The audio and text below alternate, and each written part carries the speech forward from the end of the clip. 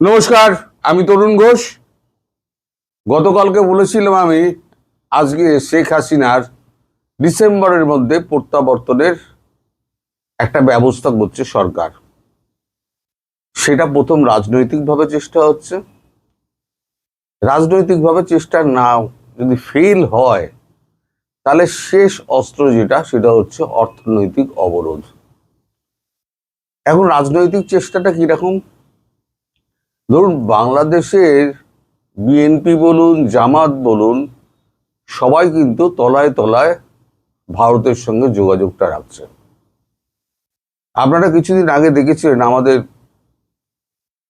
রাষ্ট্রদূত বাংলাদেশের প্রণয় ভার্মা, তিনি গিয়ে জামায়াতের সঙ্গে দেখা করেছিলেন, জামায়াতের আমিরের সঙ্গে। আপনাদের কাগজেও বেরিয়েছিল। জামায়াত কিন্তু এখানেও ভারতবর্ষ প্রতিনিধি দল পাঠিয়েছিল। এখন বিএনপি যে এইটা করতে পারে, সেটা কিন্তু ভারতবর্ষের একটা আন্দাজের মধ্যে ছিল যে বিএনপি ক্ষমতায় বসে চোখ উল্টে দিতে পারে। এখন জামায়াত হচ্ছে দ্বিতীয় বিরোধী শক্তি, হলো জামায়াতই আসল কন্ট্রোল করছে বিএনপিকে। এখন এই জামায়াতকে যদি বাগে আনা যায় রাজনৈতিকভাবে, তাহলে একটা সলিউশন বেরোতে পারে। আপনাদের মনে থাকতে পারে যে যখন সংসদে এই শেখ হাসিনা এবং আওয়ামী লীগকে নিষিদ্ধকরণের যখন প্রস্তাবটা উঠলো, সালাউদ্দিন তুললেন, তখন জামায়াত কিন্তু তাদের প্রতিবাদটা রেজিস্টার করে রেখে দিয়েছিল। রেজিস্টার করা এই কারণে যে ভারতকে একটা বার্তা দেওয়া, আমরা যেটা বলে এসছিলাম দিল্লিতে, যে শেখ হাসিনাকে ফেরানোর ব্যাপারে আমাদের কোনো আপত্তি নেই, আমরা কিন্তু এই প্রস্তাবে সায় দিলাম না। আমরা বলেছিলাম যে এর জন্য আরো একটু সময় দরকার। এগুলো সবই আপনাদের জানা, আমি আপনাদের শুধু স্মরণ করিয়ে দিচ্ছি। এখন 2026 সালের ডিসেম্বরের মধ্যে কেন, এই প্রশ্ন আপনাদের মধ্যে অনেকেই রয়েছেন। অনেকেই লিখেছেন কোন সালে, ব্যঙ্গ করে। এই বছরই, অনন্তকাল তো ডিসেম্বর হতে পারে না, এই বছরই। তার কারণ হচ্ছে দীর্ঘদিন একটা জায়গায় বন্দি থেকে থেকে প্রধানমন্ত্রী শেখ হাসিনা হাঁপিয়ে উঠেছেন। তার এই বদ্ধ জীবন তাকে আরো মানসিকভাবে অস্থির করে তুলছে, সেটা ভারত বুঝতে পারছে। দ্বিতীয় কারণ হচ্ছে তার বয়স হয়েছে। এই বয়সে যদি ভালো মন্দ কিছু একটা ঘটে যায়, মানুষের শরীর বলা যায় না, তাহলে পুরো পুরো দায়টা এসে পড়বে কার ওপরে? ভারতের ওপরে। ফলে ভারত এই অবস্থায় কোনো রকম রিস্ক নিতে চাইছে না। যা করো তাড়াতাড়ি করো, এবছরের মধ্যেই করো, এবং সেই বার্তা প্রধানমন্ত্রী শেখ হাসিনাকে পৌঁছে দেওয়া হয়েছে। মানে তার জ্ঞাতার্থেই সমস্ত কিছু হচ্ছে। এখন জামায়াতেই যে নরম মনোভাব, কারণ জামায়াত জানে দেশ চালাতে গেলে ভারতবর্ষ ছাড়া গতি নেই। জামায়াত তার জন্য তার যে কর্মীদের আছে, তারা এই ভারত বিরোধী যে বক্তব্যগুলো আছে, সেগুলোই কিন্তু অনেকদিন আগেই বন্ধ করে দিয়েছে। ভারতের কথা শুনে যে দুটো রকম কাজ চলবে না। এক, আপনারা আপনাদের সঙ্গে যোগাযোগ করবেন, এবং আরেক দিকে আপনারা ভারত বিরোধিতা বক্তব্য রাখবেন। দুটো একসঙ্গে চলতে পারে না। একই রেল লাইনে দুটো গাড়ি চলতে পারে না। একটা উল্টোমুখী আর একটা সিধেমুখী গাড়ি দুটো একটা লাইনে চলতে পারে না। ফলে আপনাদের এই বিরোধিতা থেকে সরে আসতে হবে। জামায়াত কিন্তু কথা রেখেছে। এবং আমাদের যে রাষ্ট্রদূত প্রণয় ভার্মা,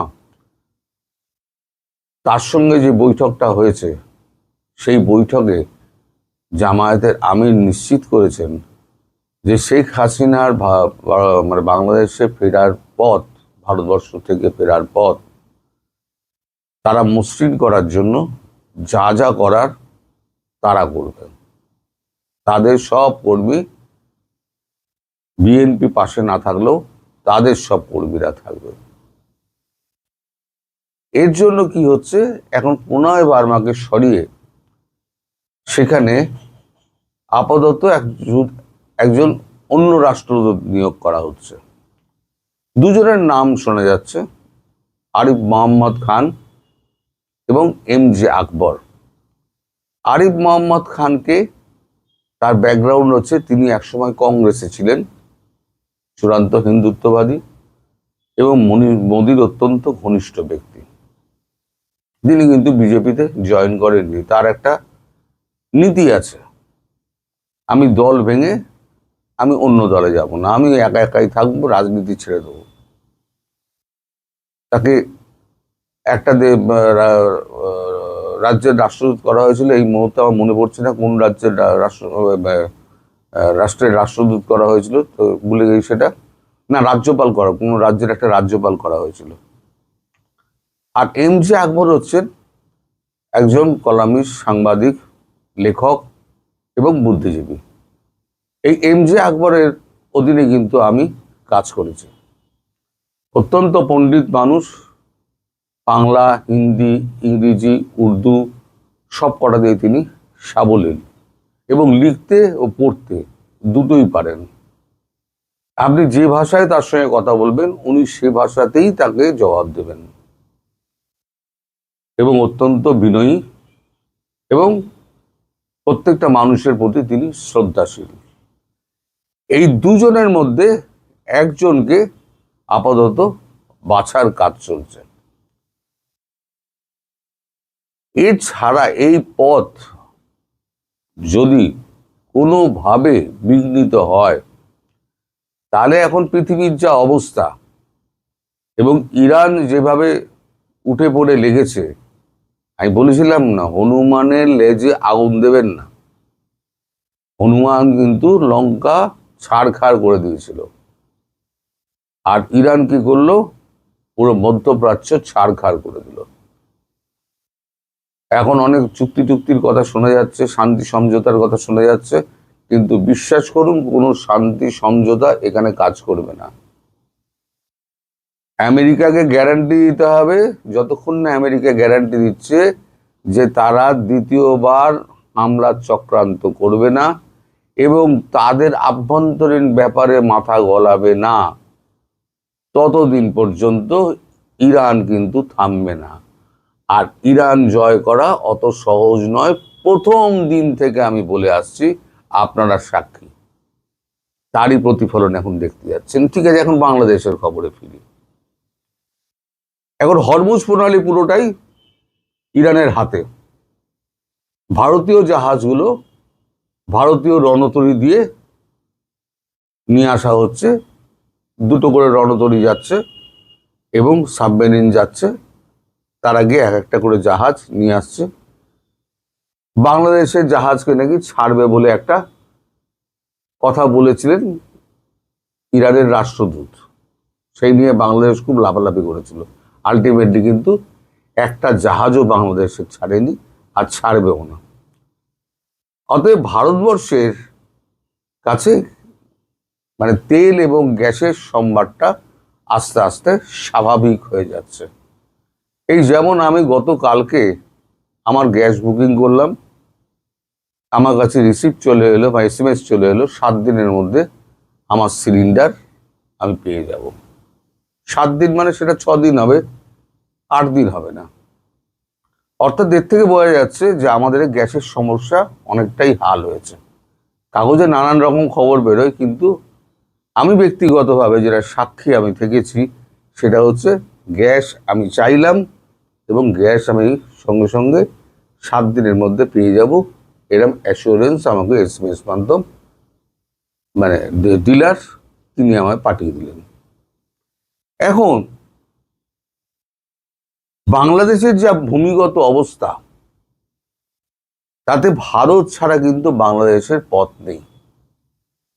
ওই যতই জোর খাটান, প্রেশার ট্যাকটিক করুন, ভারতবর্ষ ছাড়া বাংলাদেশের নড়বার জায়গা নেই।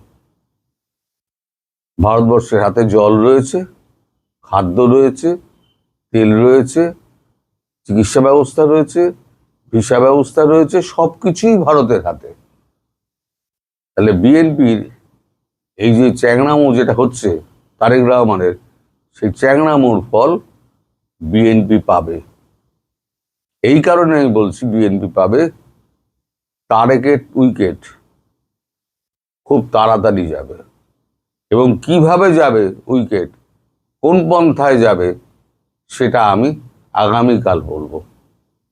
একদিনে তো সব বলবো না, আগামীকাল সব বলবো।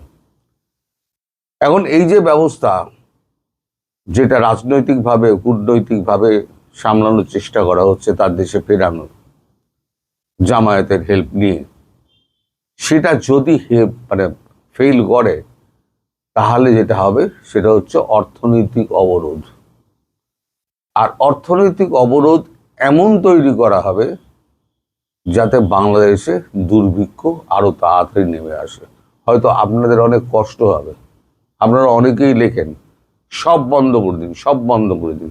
আরে সব বন্ধ করে দিলে দুদিন যখন না খেয়ে থাকবেন না, তখন দেখবেন যে আপনারা বলবেন যে খাবার দিন, খাবার দিন।